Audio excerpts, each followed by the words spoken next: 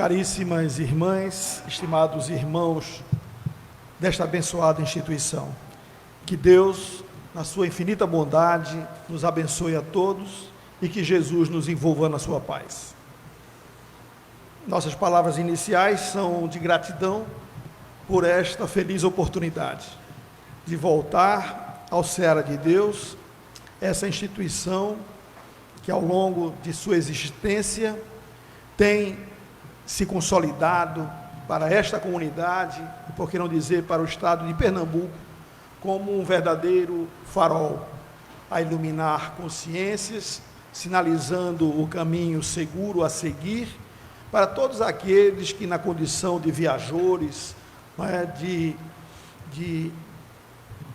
pessoas que estão enfrentando os mares da vida, precisam de uma orientação.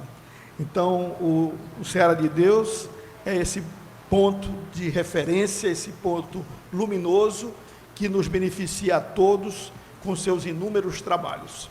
E nós queremos cumprimentar, portanto, a todos que fazem o Seara de Deus, na pessoa do nosso querido Mário Jorge, também nossa irmã Rita, que deve estar aqui por perto, e na impossibilidade de citar a todas as almas queridas, não é, que nós conhecemos aqui, nós nos limitamos a essa saudação, mas queremos fazer essa saudação em nome do Grupo Espírita de Djalma Farias, instituição que completa esse ano 63 anos de existência, fica localizada ali no bairro da Encruzilhada, na rua Marechal Deodoro.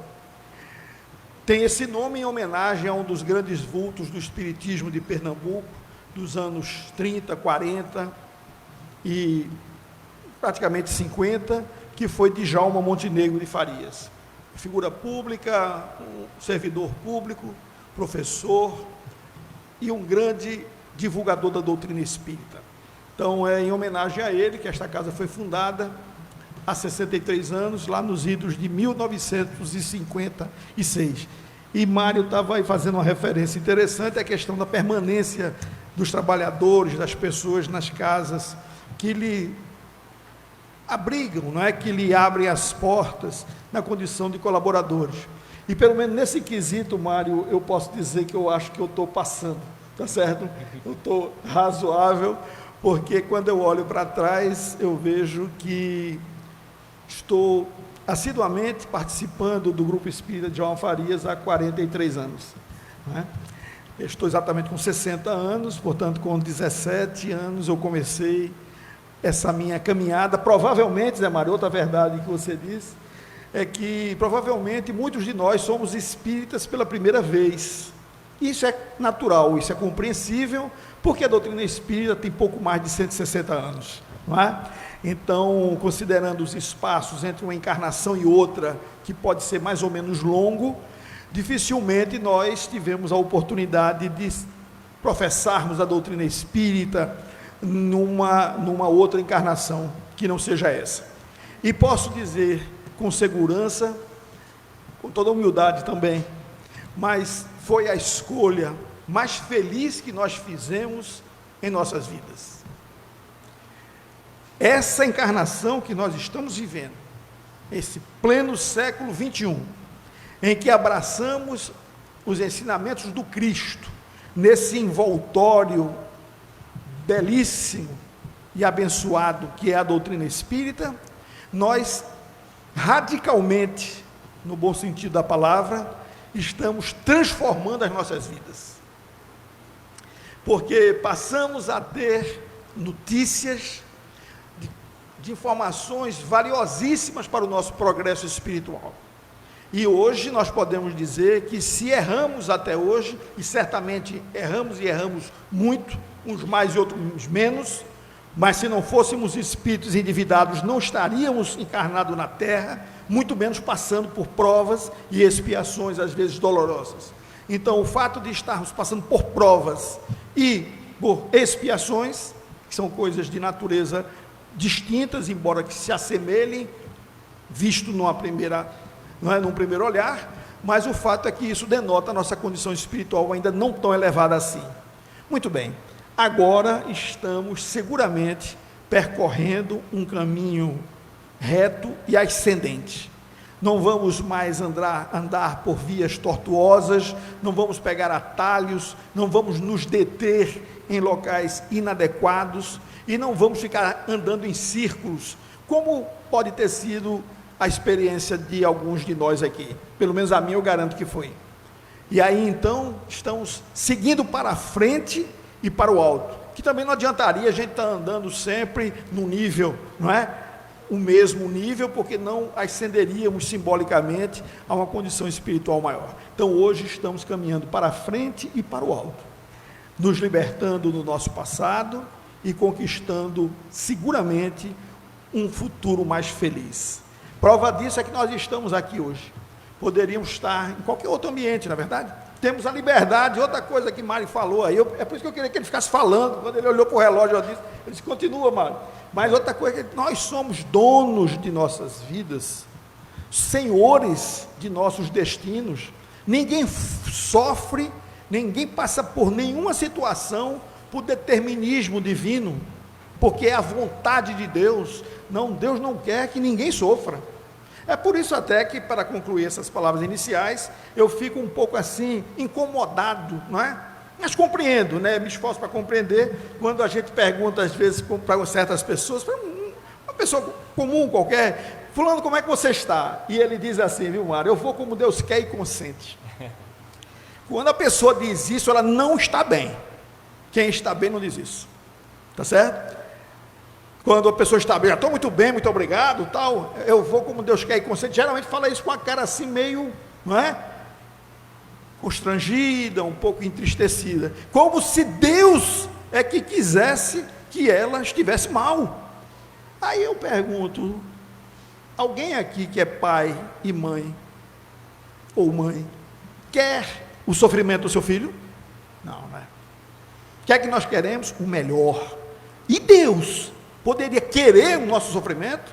Portanto, quando vocês ouvirem assim, alguém dizer que vai como Deus quer e consente, você bata no ombro dele assim, então você vai muito bem, né, meu amigo? Que coisa boa, vamos festejar. Ele vai estranhar, não, eu digo, deveria estar bem, para dar uma resposta dessa, não é? Então nós vamos como merecemos, nós estamos hoje na medida exata das conquistas que nós trabalhamos por ter. Se somos felizes, trabalhamos pela felicidade. Se não somos felizes ainda, é porque ainda não soubemos conquistar essa bênção que é a felicidade. Mas é importante sabermos que todos nós, a humanidade inteira, todos nós um dia seremos plenamente felizes. Plenamente felizes. Se não somos ainda, é porque ainda não estamos fazendo por onde. E o caminho da felicidade é simples, é você fazer os outros felizes. Na medida que nós trabalhamos pela felicidade do nosso semelhante, pela lei de Deus, lei de causa e efeito, de ação e reação, não é? Essas leis fazem com que todo o bem que a gente faz a alguém volte em nosso benefício. Então, se eu faço a felicidade dos outros, essa felicidade virá cada vez mais e mais intensamente, de forma cumulativa, a mim, como espírito imortal, a cada um de nós, e um dia seremos, portanto, plenamente felizes. Mas ainda somos de muitas picuinhas, né? De muita, né? Muita birrazinha, muita implicância, muito, né? Eu tomo lá da cá, bateu, levou, comigo é assim, não levo o desaforo para casa e não sei o quê. E aí, nessa lei antiga, que não foi ensinada por Jesus, Jesus não ensinou revidar ofensas nem agressões, não é? Aí a gente está seguindo uma lei muito antiga e é por isso que ainda não somos felizes. Mas o fato é que, na noite de hoje, me deram a feliz oportunidade de tecer aqui alguns comentários sobre um trecho do capítulo 7, parte segunda do livro dos Espíritos. Esse livro, só para vocês, que talvez alguns que não estejam muito familiarizados com a obra, esteja vindo pela primeira vez, há pouco tempo esteja conhecendo o Espiritismo, talvez não conheça muito bem as obras do que nós chamamos doutrina espírita. Mas vocês podem observar aqui em cima, não é? O título do livro, o livro dos Espíritos, não é dos Espíritas, o livro é de autoria dos Espíritos, como disse Mário Jorge. O capítulo que nós estamos estudando já há algumas semanas aqui nessa casa abençoada trata da volta do espírito à vida corporal, a reencarnação, né? Dito com outras palavras, esse capítulo trata do nosso retorno à vida material. E ele, na noite de hoje, vamos tratar da questão da infância, a importância da infância. Eu estou vendo aqui alguns pequeninos e pequeninas nesse salão, não é? A importância que representa para o espírito essa vivência mais ou menos longa, não é? A infância dura um tempo mais ou menos longo, porque é necessário para o crescimento do espírito. Mas o fato é que nós vamos, portanto, conversar sobre isso a partir de agora. E somente para vocês se situarem, aqui são as obras que fazem parte da chamada codificação espírita. O espiritismo é uma ciência, é uma filosofia de consequências morais ou religiosas, não é? Porque nós estudamos os ensinamentos de Jesus, é a parte moral da doutrina espírita, não é nada mais, nada menos, e é suficiente os ensinamentos de Jesus. Mas além de ter esse lado religioso, tem o lado filosófico e o lado científico. A isso nós damos o nome de doutrina espírita. 5 obras básicas compõem a doutrina espírita que vocês estão vendo aí, não é? O Livro dos Espíritos, que é esse que nós estamos estudando nas quintas-feiras. Depois segue-se o Livro dos Médiuns, o Evangelho segundo o Espiritismo, o Céu e o Inferno, tá certo? E vai até chegar o último deles, que é a Gênese. Muito bem, então temos esses 5 livros e estamos estudando hoje esse. O Livro dos Espíritos, para aqueles que não estão também familiarizados com ele trata, se a gente pudesse fazer uma sinopse, um resumo do que é que o Livro dos Espíritos trata, é sobre a imortalidade da alma, a natureza íntima dos espíritos, que somos nós, não é? As relações que os espíritos estabelecem com os homens encarnados, que também são espíritos, não é? Só que estão encarnados. Trata também da vida presente, as questões que nos tocam a todos de perto, na presente existência, mas também fala da vida futura e o porvir da humanidade. Quer dizer, é uma obra que somente a gente lendo esses títulos, não é? Já se torna extremamente atraente, não é? Digna da nossa atenção, porque quem é que não deseja tratar daquilo que é mais importante, que é a sua própria natureza, que é o espírito humano. Então nós aqui não temos espíritos, é bom que a gente repita isso, né? Ninguém tem espírito, nós somos espíritos, nós temos um corpo, o que é diferente. Então tem o principal e o acessório. O principal é o espírito, e o espírito poderá ter ou não um corpo material. Hoje, felizmente, todos nós temos um corpo material, mas daqui a 100 anos, se nada mudar, provavelmente nenhum de nós mais estará num corpo material, não é? Pela renovação cíclica, não é? da experiência humana, nós precisamos estar aqui um período, depois outro no mundo espiritual, aprendemos, evoluímos, depois voltamos para um mundo material, e nesse intercâmbio vamos crescendo, e nisso tudo acontece aquilo que nós chamamos de infância. Esse capítulo trata, só para a gente ter uma ideia, e sair daqui correndo para a livraria e comprar o Livro dos Espíritos, quem não comprou ainda.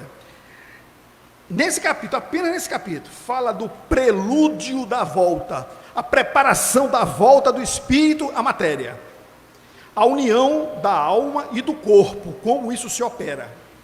Fala sobre aborto, fala das faculdades morais e intelectuais do homem, fala da influência do organismo no espírito, fala de problemas mentais, que na época em que foi escrito, a ciência chamava de idiotia, que é um estado patológico. Hoje não se usa mais essa expressão, caiu em desuso, tá certo? Mas são retardamentos mentais graves, se chamava de idiotia pelos compêndios de ciência psiquiátrica do século XIX e XX também.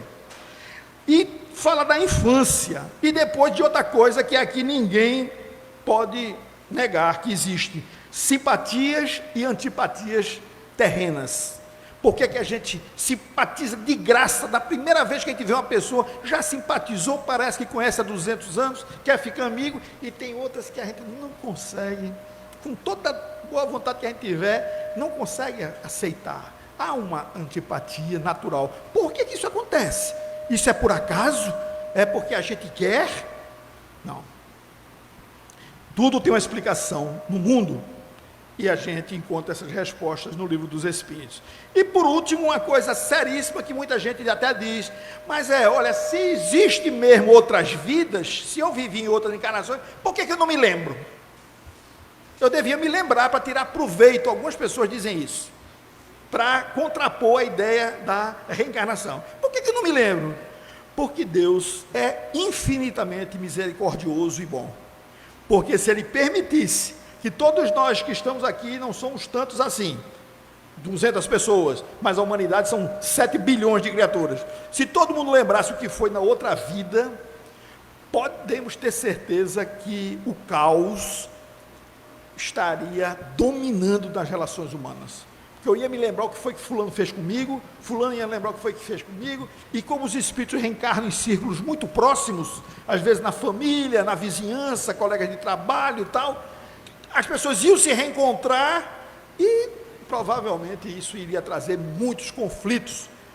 Portanto, o livro dos Espíritos esclarece porque nós esquecemos do passado, tá certo? E vamos então para a primeira pergunta que abre esse subtítulo, está aqui. É tão desenvolvido quanto o de um adulto o espírito que anima o corpo de uma criança? Essa é a pergunta feita por Kardec. Porque nós vemos uma criancinha, não é? E às vezes não entendemos, a gente não consegue sondar a natureza daquela criança, e enquanto ela não consegue se manifestar com clareza dos seus pendores, as suas ideias, as suas preferências, então fica realmente uma incógnita. Mas, cedo ou mais tarde, as pessoas se revelam, mostram o que são, pelas suas atitudes, suas preferências, as suas ações, o que fala, o que realiza. E aí, pergunta Kardec, é tão desenvolvido quanto do adulto o espírito que anima o corpo de uma criança? O que é que a gente acha? Bom, é isso mesmo, irmão. Os espíritos superiores dizem, pode até ser mais, se mais progrediu. Apenas a imperfeição dos órgãos infantis o impede de se manifestar. Ele obra, portanto, age de conformidade com o instrumento de que dispõe. Perceberam? Porque nós somos espíritos, todos nós somos espíritos multimilenares. Temos milênios de história, de vida, centenas e centenas de encarnações. Chegamos hoje, na presente existência. Muito bem, uma criancinha não é um ser que foi criado por Deus naquele momento, ou pouco tempo antes de ter nascido, como alguns pensam, e lhe deu um corpo para habitar. O corpo não foi, por assim dizer, criado, o espírito não foi criado em função daquele corpo, é o contrário. O corpo foi criado para aquele espírito, e não o espírito criado para determinado corpo. Percebem essa diferença? Então, um espírito que está passando pela infância, só parece ser pueril, ideias limitadas, preocupações muito comuns, muito próprias da infância, porque o corpo que ele está usando não se desenvolveu adequadamente para ele mostrar claramente o que ele é. Mas, se é mais ou menos desenvolvido, não é, do espírito de uma criança do que de um adulto, depende do adulto e depende da criança. Tem muita criança que é muito mais desenvolvida que o adulto. E o fato de ser criança não é uma credencial de bondade, nem de pureza, não. É um espírito que está ali reencarnando e vencendo uma nova etapa evolutiva. E aí pergunta Kardec logo em seguida, abstraindo do obstáculo, ou seja, tirando de fora do obstáculo que é a imperfeição dos órgãos, que a imperfeição dos órgãos impõe, aqui a pergunta é essa, abstraindo do obstáculo que a imperfeição dos órgãos opõe à sua livre manifestação, o espírito numa criancinha pensa como criança ou como adulto? como é que, independente da limitação que o corpo produz no espírito, tá certo? Muito bem, independente disso, mas na prática, o espírito que está habitando o corpo de uma criança, que está passando pela infância, tá certo? Ele pensa como criança ou pensa como adulto? Que o espírito é milenar, o corpo é de criança. Como é que ele pensa quando ele está vivendo como criança? É uma questão muito interessante. E aí o Espírito de verdade responde: desde que se trate de uma criança, é claro que, não estando nela desenvolvidos, não podem os órgãos da inteligência dar toda a intuição própria de um adulto ao espírito que a anima. Este, pois, tem efetivamente, o espírito que está na criança, esse tem, pois, efetivamente limitada a inteligência, enquanto a idade não amadurece a razão. A perturbação que o ato da encarnação produz no espírito não passa de súbito, por ocasião do nascimento, só gradualmente se dissipa com o desenvolvimento dos órgãos. O que é que significa isso? O Espírito de Verdade esclarece que quando nós reencarnamos, que é encarnar uma nova vez, que a primeira foi encarnação, as que se sucedem são reencarnações. Muito bem, então, o espírito reencarnante, para ele se adaptar a um novo corpo, que está sendo formado para ele, não é para outro não, o corpo é algo que é extremamente pessoal, personalizado, o corpo é criado na hora da concepção para um espírito determinado, não é assim, olha, uma mulher concebeu, vai dar à luz, tem um bebezinho ali se formando, vamos ver aí qual é o espírito que quer reencarnar. Não é assim. Há uma ligação íntima e única entre o espírito reencarnante e aquele corpo que está sendo formado. Muito bem, só que antes de ele encarnar ou reencarnar, ele passa por um processo, uma perturbação que vai crescendo e vai avançando até o momento do nascimento. Então o que é que acontece? O espírito, por exemplo, nós aqui, vamos deixar o corpo material mais cedo ou mais tarde, vamos ficar um período lá no mundo espiritual, vamos sentir a necessidade de voltar à Terra ou a outro planeta equivalente e continuar o nosso. Muito bem, nesse momento em que nós decidimos por voltar à vida material, num outro corpo que não tem nada com aquele que já está sepultado, já virou pó há muito tempo, é um novo, feito só para mim. Muito bem, neste momento, tá certo, nós começamos a viver, a partir dessa decisão da reencarnação, um processo de perturbação. Então o espírito vai aos poucos como entrando no estado de torpor, de sonolência, de falta de consciência, e depois, quando vê, ele está lá do outro lado, né, nascendo, geralmente com um grito enorme, né, que é a primeira manifestação de vida, né, do novo reencarnante, é o choro, e a gente vai ver por quê, que o menino já nasce chorando, né? Isso tudo tem uma razão de ser, mas esta situação de que o espírito pensa de acordo com o instrumento que ele tem, porque se o cérebro pequenininho, uma criancinha de 4, 5 anos, como alguns têm aqui, como é que ela pode ter preocupações, anseios, dúvidas, questionamentos de uma pessoa adulta, se o instrumento que ela tem, o corpo, não está adaptado a essas novas situações? E o interessante é que Kardec faz um comentário, excelente como todos os outros, e ele diz assim, para corroborar isso, ele diz, existe um fato de observação que apoia essa resposta. Kardec colocou. Os sonhos numa criança não apresentam o caráter dos de um adulto. Quase sempre pueril, ou seja, infantil, muito, né, é o objeto dos sonhos infantis, o que indica de que natureza são as preocupações do respectivo espírito. Perceberam aí a comprovação, a evidência salta aos olhos, ou seja, a prova de que uma criança pensa como uma criança, embora que o espírito tenha milhares de anos, é que quando ela sonha, os seus sonhos são o reflexo da sua forma de pensar. Então cada um consulte aí, procure ouvir quais são os sonhos que os seus filhinhos e as suas filhinhas têm, ou terão, ou tiveram, que vocês vão ver que são as coisas mais banais do mundo, né? São coisas, pode até ter sustos, pode até ter pesadelos, mas sempre numa razão própria da faixa infantil.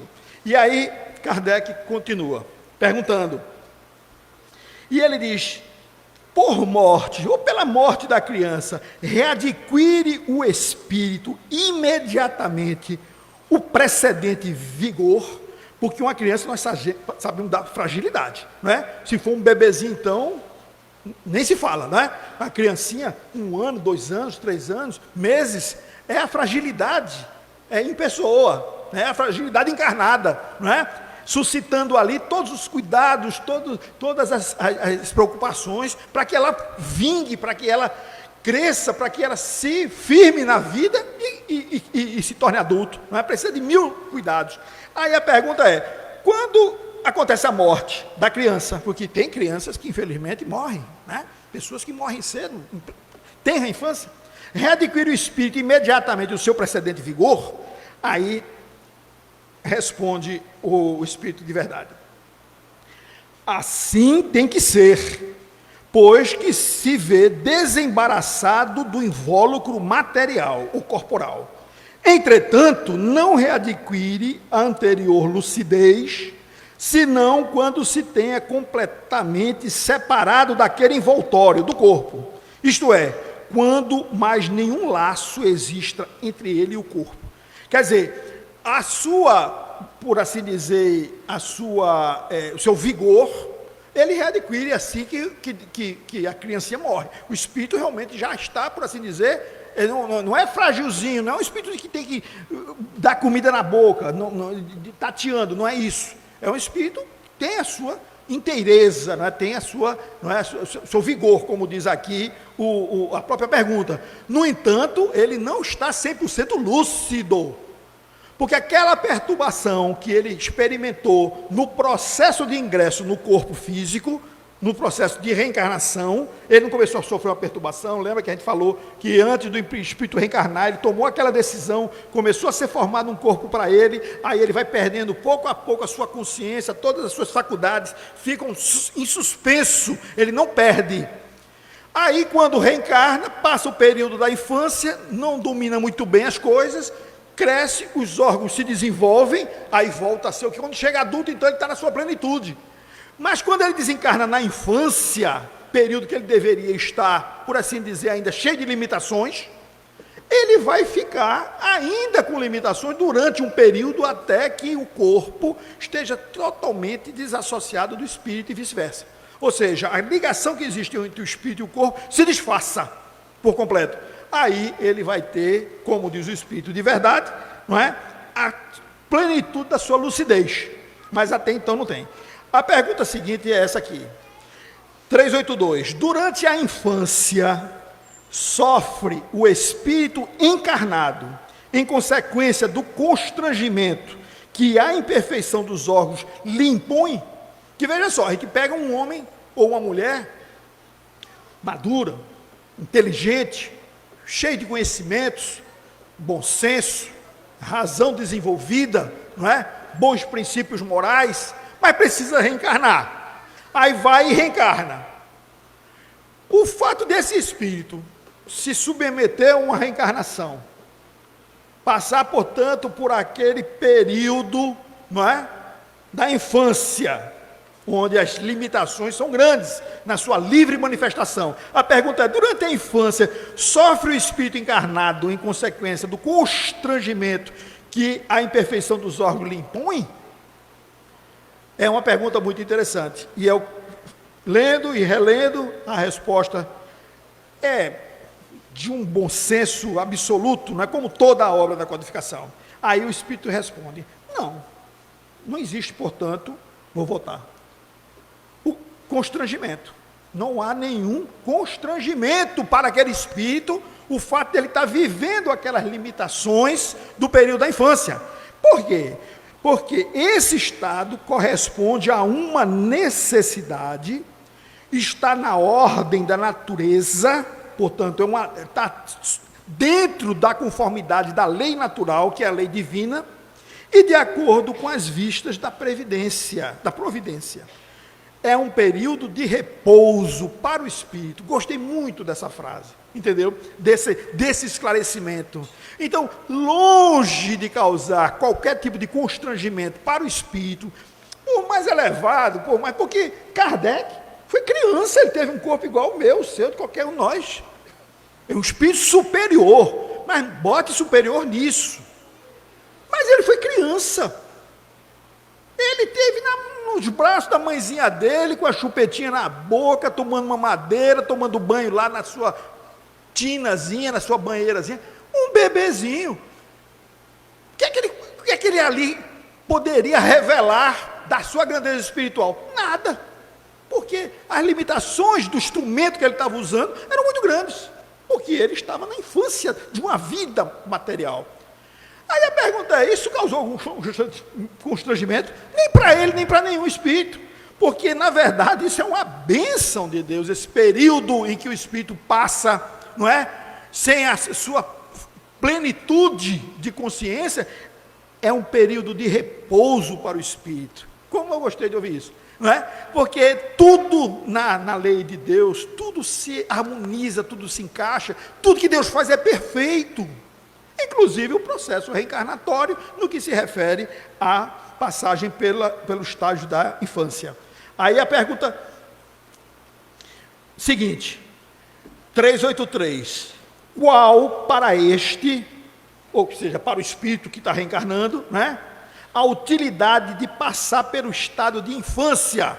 Qual é a utilidade de passar pelo estado de infância? Encarnando com o objetivo de se aperfeiçoar, o espírito durante esse período é mais acessível às impressões que recebe, capazes de lhe auxiliarem o adiantamento, para o que devem contribuir os incumbidos de educá-lo. Então, qual a importância? Essa é de fundamental importância para o progresso do espírito. Por quê? Porque nessa fase em que ele é criança, o corpo é criança, e o espírito pensa como criança, tem aquelas limitações, não tem aquela virilidade, né? Não se impõe, não tem ideias, até se impõe, né? Mas não e nunca como um adulto. Dentro da sua faixa infantil, já mostra muitas vontades, muitas, né, determinações, mas ainda fácil é para os seus pais, seus educadores, seus familiares mais próximos, não é? De lhes infundir boas ideias, lhe transmitir bons exemplos, lhe contar coisas boas, construindo histórias de fundo moral, digno e edificante, para ir formando na cabecinha daquela criança, entre aspas, né? Mas para aquele espírito reencarnante, condições de quando ele voltar à sua plenitude, ele ter uma base muito boa na presente vida. E essa é a finalidade. Então, qual é a utilidade de passar o espírito pela infância? O objetivo de encarnar é se aperfeiçoar. Então, durante esse período, o espírito está mais acessível às impressões que recebe. E é por isso que esse período é de fundamental importância e a responsabilidade de quem educa, de quem convive com a criança é enorme, porque você pode direcioná-lo para um ou outro caminho. Depende do que nós somos, não é? Essa é a questão. E aí vem a questão do choro. Olha que coisa interessante a pergunta de Kardec, não é? Sobre uma coisa tão importante, né? O bichinho já nasce chorando, e quando não chora, a turma dá uma lapada, né, Zé? Não, mas não, né? Mas na minha época era, né? Então, um bichinho pequenininho, se não abrisse logo o berreiro, tinha que dar um tapinha no bumbumzinho dele para ele chorar. Mas nem precisa, na maioria dos casos, nem precisa. Hoje em dia os meninos parecem que nascem rindo, né? É interessante, só falta nascer falando. Mas aí, por que o choro, por que é o choro a primeira manifestação da criança ao nascer? Aí olha a sabedoria divina mais uma vez presente. Para estimular o interesse da genitora e provocar os cuidados de que se há mister, ou seja, se há necessidade. Não é evidente que se as suas manifestações fossem todas de alegria, quando ainda não sabe falar, pouco se inquietariam os que o cercam com os cuidados que lhes são indispensáveis? Admirai, pois, em tudo a sabedoria da providência. Quer dizer, é a natureza, aí não é o espírito que conscientemente vai dizer assim, novinho, nasceu, com poucos dias, poucas horas, eu vou chorar para ver se cuidam de mim, né? Vou chorar para ver se desperta no meu pai, na minha mãe que está ali meio distraído, né? Que é a hora de eu comer, de tomar meu banho. Não, é a natureza humana, pelas leis naturais de Deus, que faz com que o espírito, ali sem consciência de nada, ele não sabe nem que existe, mas abra logo o berreiro, para quê? Para que os seus pais, né, os seus responsáveis, lhe cerquem dos cuidados, porque se ele estivesse ali caladinho, risonhozinho, também se olhasse para o menino, lá, né? Você não está precisando de nada, né? Não está precisando de nada. Não, quando chora, corre todo mundo, né? Para ver o que é que está faltando, o que é que está precisando. Então, isso ainda é mais uma manifestação da sabedoria, da natureza que foi criada por Deus. E aí tem mais uma, que é o que motiva a mudança que se opera no caráter do indivíduo em certa idade, especialmente ao sair da adolescência. É que o espírito se modifica, não é? Porque a gente vê, rapaz, como esse menino mudou, não é? Ou era um danadinho, ou uma danadinha que não dava trégua, não dava paz, era uma perturbação só, e depois de uma certa idade adquire uma maturidade, né, um equilíbrio, né, um bom senso, uma coisa como, né, parece que é outra pessoa. Ou então era o contrário, era um menino muito reprimidozinho, uma menina muito quietinha, não sei o quê, nem falava, nem queria andar, nem brincar. Depois de uma certa idade, né, só Deus sabe. Por que isso? A pergunta é que o espírito se modifica?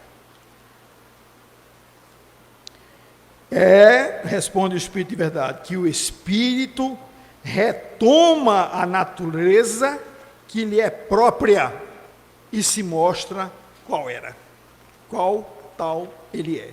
Então, na verdade, não há uma modificação, há uma expansão, não é, da verdadeira natureza daquele Espírito que, encarnado na infância, tinha as limitações próprias da sua condição de encarnado. Os órgãos não estavam bem desenvolvidos, tudo, enfim, retinha de alguma maneira a sua livre expressão. Chegando na fase que se completam as suas faculdades, né, psíquicas, psicológicas, de um modo geral, está tudo, os neurônios está tudo lá no lugar, os hormônios já está tudo assentado, está tudo distribuído de forma adequada naquele organismo, ou seja, chegou na fase que pode até ser pai, pode até ser mãe, não é? Aí o que acontece? Ele começa a agir conforme é a sua verdadeira natureza. Não há mudança, há sim uma plenitude do seu caráter a se manifestar naquela existência, a partir daquela existência. E aí, segue-se uma reflexão de Kardec, que eu vou aqui fazer algumas... Kardec não, do próprio Espírito de Verdade, em relação a essa questão. E ele diz assim: não conheceis o que a inocência das crianças oculta. Não sabeis o que elas são, nem o que foram, nem o que serão. Contudo, afeição lhes tendes, as acariciais como se fossem parcelas de vós mesmos, a tal ponto que se considera o amor que uma mãe consagra a seus filhos como o maior amor que um ser possa votar a outro. É o amor materno, né? Lembrando sempre que mãe não é somente a que gera, não é? Mãe é aquela que cria, que educa, que dedica amor a uma criança. Aí diz assim: donde nasce o meigo afeto, a terna benevolência, que mesmo os estranhos sentem por uma criança. E é verdade, né? Não tem quem não chegue perto de uma criancinha e fique tocado, não é? E já fique enfim, querendo devotar algum carinho, algum amor, algum gesto de ternura. A criancinha desperta isso nas pessoas de um modo geral, não é? E aí o Espírito de Verdade diz: donde nasce um meigo afeto, a terna benevolência, que mesmo os estranhos sentem por uma criança. Sabeis? Não. Pois bem, vou explicá-lo. E aí segue-se um rápido comentário, que vai ser a conclusão aí praticamente das nossas palavras, né? As crianças são os seres que Deus manda a novas existências, para que não lhes possam imputar excessiva severidade, dá-lhes Deus, né? Ele, todos os aspectos da inocência. Ainda quando se trata de uma criança de maus pendores, e que nós sabemos que tem, é lógico, que a criança é um espírito, que tem uma história milenar, pode ter maus pendores. E ainda quando, não é, a criança, não é, demonstra esses maus pendores, não é, cobrem-se-lhe as más ações com a capa da inconsciência.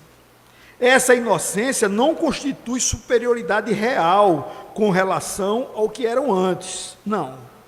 É a imagem do que deveriam ser. E se não são, o consequente castigo exclusivamente sobre elas recai. Não foi, todavia, por elas somente que Deus lhes deu esse aspecto de inocência. Foi também, sobretudo, por seus pais, de cujo amor necessita a fraqueza que as caracteriza. Ora, esse amor se enfraqueceria grandemente à vista de um caráter áspero e intratável, ao passo que, julgando seus filhos bons e dóceis, os pais se lhe dedicam toda a afeição e os cercam dos mais minuciosos cuidados. Desde que, porém, os filhos não mais precisem da proteção e assistência que lhes foram dispensadas durante 15 ou 20 anos, surge-lhe o caráter real e individual com toda a nudez. Conservam-se bons se eram fundamentalmente bons, mas sempre irrisados das matizes que a primeira infância manteve ocultos.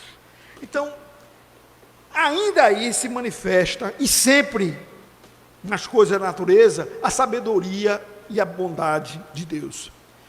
Imaginemos se a criancinha, não é, tivesse logo nos primeiros anos de vida, com 3, 4 anos, 5 anos, já mostrasse ser um espírito duro, rude, cheio de arrogância, não é, agressivo, que ficasse inequívoca aquela condição de ser um espírito, por assim dizer, não muito bom. Era natural o afastamento daqueles que convivem com ele, até diante do desprazer que seria conviver com a criatura assim, mesmo sendo filho.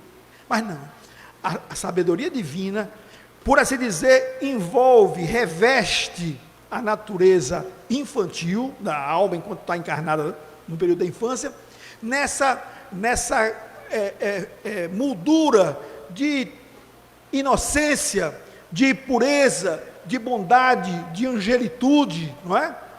Mas sem querer julgar ninguém, minha gente. Não estamos aqui julgando, nem querendo ser melhor do que ninguém. Mas, por exemplo, Hitler, não é? Ele foi criança, ou não? Foi criança. E como criança deveria ser uma criança mimosa, redondinha, corada, os olhinhos redondinhos, não é? Bochechudo. Os seus pais o amavam, obviamente, com toda a ternura, os seus entes queridos, todo mundo que vivia brincava, lhe deram de tudo. Agora, se ele já, nos primeiros 2, 3, 4, 5 anos de vida, mostrasse a que veio, percebeu que seria, isso mudaria a natureza, e a natureza faz com que todos os animais, até os que nós chamamos de irracionais, tenham essa beleza, essa candura, essa coisa tão especial, que a gente é capaz de acariciar até um crocodilo pequenininho, que é um bicho mais terrível, mais assustador que eu acho que existe aqui na Terra, né? Aqueles crocodilos de 5, 6, 7, 8 metros de comprimento, um bicho parece um tanque de guerra, Muito bem, é uma máquina de matar. Mas se você pegar um bichinho daquele na mão, com 2 dias de vida, você é capaz de brincar com ele, ele lhe inspira um carinho, um zelo, uma meiguice. Todos os animais são assim. E note que quando eles ficam adultos, os pais, por assim dizer, se afastam, porque ali não existe sentimento, existe instinto, falando muito mais alto. Mas no caso dos pais, eles cessam com os cuidados que eram todos próprios para garantir a permanência, a existência daqueles. Não deixa de gostar, não deixa de amar, não deixa de se preocupar, de ajudar, se dedicar, mas num outro nível, não é? Porque aí as suas necessidades são diferentes. Então, é essa, por assim dizer, a lição que o Livro dos Espíritos nos reserva em relação à questão da infância. E quem puder, pegue em casa, veja aqui qual é o número da pergunta, ó, 385. A 385 é a última pergunta desse subtítulo, porque depois dela tem o assunto simpatia e antipatias terrenas, mas essa resposta é 1,5 página. Mas é lindo o comentário e muito elucidativo os comentários que são feitos pelo Espírito de Verdade para decifrar todas as questões relacionadas à infância humana. Então, meus irmãos e meus amigos, eu só tenho que agradecer a atenção de todos, carinho com que nos ouviram e toleraram. Agradecer a Mário e a toda a direção dessa casa por essa feliz oportunidade de estar aqui junto com todos vocês aprendendo e que possamos voltar para os nossos lares sob a proteção de Deus, sob as suas bênçãos e com a certeza no coração de que não importa o problema que você esteja vivendo nesse instante, a sua dor, seu sofrimento, a sua angústia, porque tudo isso vai passar.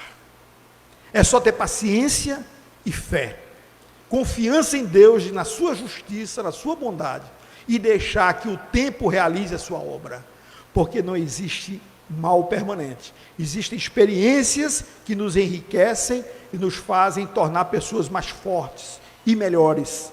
Portanto, se estivermos vivendo alguma dor, alguma angústia, algum sofrimento, mantenhamos a coragem, o otimismo, a esperança, porque o nosso futuro é glorioso, meus irmãos. Fomos criados por Deus para sermos felizes e o seremos mais cedo ou mais tarde. Que Deus nos abençoe a todos.